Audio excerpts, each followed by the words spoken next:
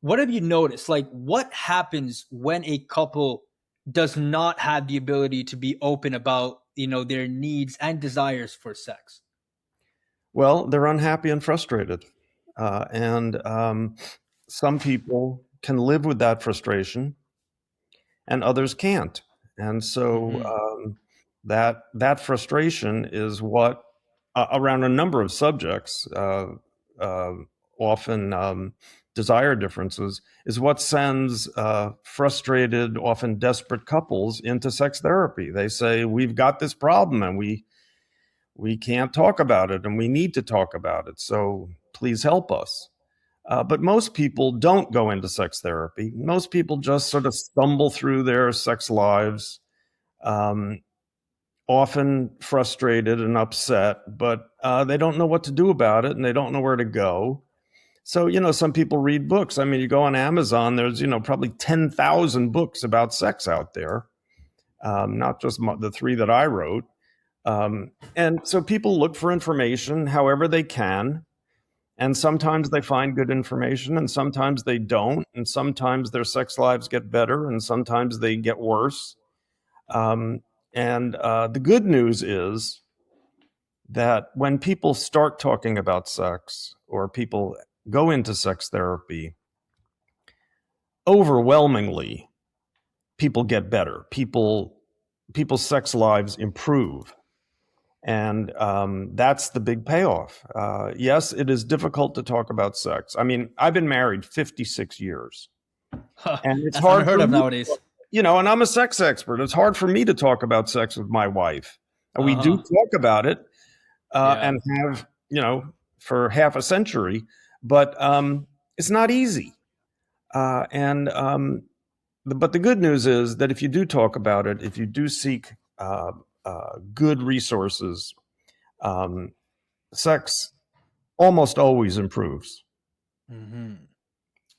Now, is the main source of frustration and unhappiness going to be the same for men and women, or is it a bit different? Like, for example, men sometimes might feel like they're not being desired, or they're not worthy of like being respected and stuff like that if they're not able to kind of get the sex they want, or on like a biological level, like they're just not able to get that sensation. But like in general, like what is the main factor of frustration?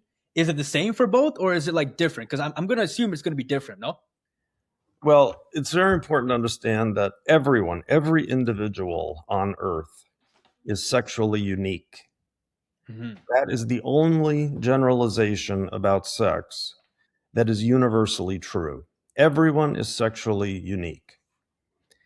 So when you take one sexually unique person and you pair them up with another sexually unique person, you get two people who are sexually unique and don't know the little quirks and foibles of the other person.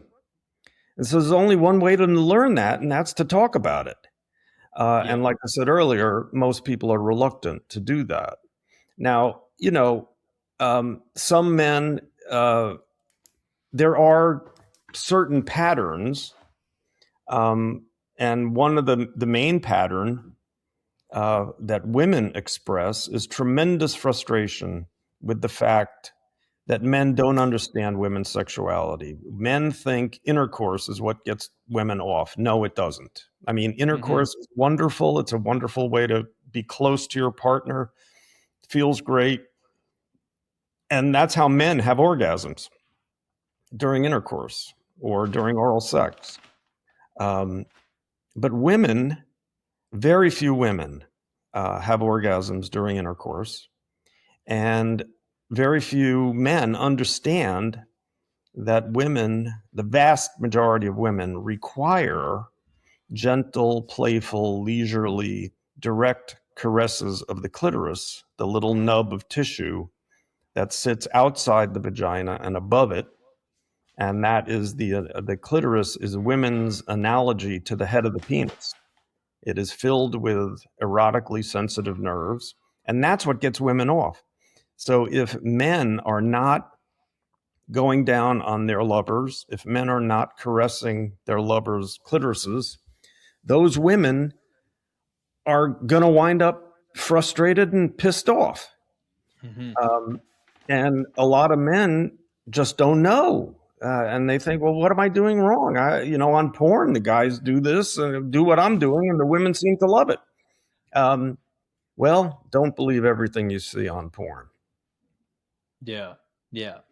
Now, yeah, this is really interesting. So, like, speaking of women, like in your article, you mentioned that, working with sex therapists for more than, I guess, 4 decades, you mentioned in your article, you've kind of come to realize that oftentimes it's women that tend to want sex more often in a relationship, right? And in the article, you mentioned more than half the time, if that's correct. Yeah. Yes, the So, cultural assumption. The cultural yeah. assumption is that men are lusty horn dogs who can't get enough and are always ready to fuck. Hmm. And the myth continues that women are more demure and shy and retiring and very much need to be coaxed into bed. That is true of many, many couples. But just as many couples, it's not true. And among couples who seek sex therapy for desire differences are the number one sexual complaint of long-term couples. It's the media is all about erection problems. No, among long-term couples, the main beef is desire difference. One wants to do it more than the other, and people assume it's always going to be the man who wants to do it more. No, there are plenty of women who have more libido than the men in their lives, and if you talk to sex therapists, they will tell you that among couples who come in for sex therapy, somewhere between a third and a half of them, it's the woman who wants more sex, not the man.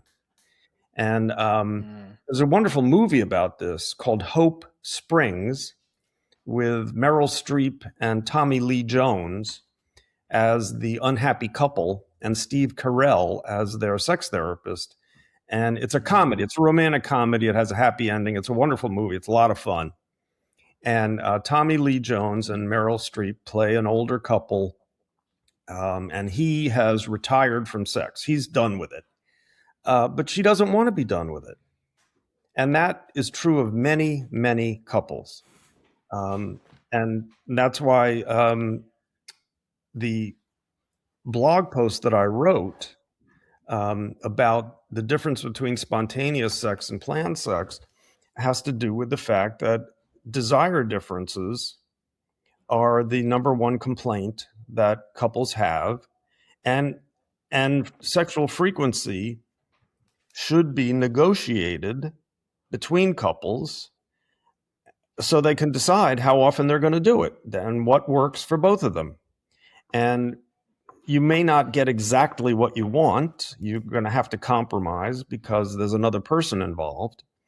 But there's only one way to resolve desire differences, and that's to talk about it and come up with a compromise frequency and then Mhm. schedule it on your calendar.